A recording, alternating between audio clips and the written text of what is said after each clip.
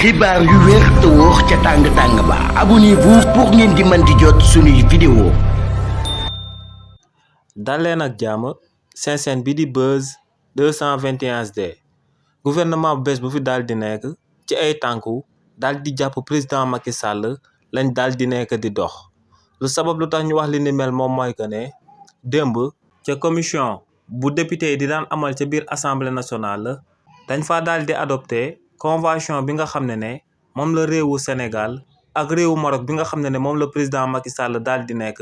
signé woon.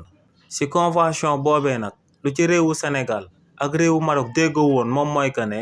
bu fekkee ne daa am akub sénégalais buñ daal di condamné te kooku daal di nekk ca Maroc kon waa Maroc obligatoirement dañuy jël kookee daal di koy jébbal réewu Sénégal. waaye tamit bokk na ci lu réewu Sénégal ak réewu Maroc daal di déggoo ci convention boobee moom mooy que ne tamit akub doomu Maroc bu nekkee ci réewu Sénégal te ñu daal di koy condamné réewu Sénégal obligatoirement day jël marocain boobee daal di koy jébbal autorité marocain yi. convention boobee nag di akub déggoo bu daal di jaar ci diggante réewu Sénégal ak réewu Maroc démb daal di nañ koy adopté ci commission des lois biñ daan amal biir assemblée nationale. waaye tamit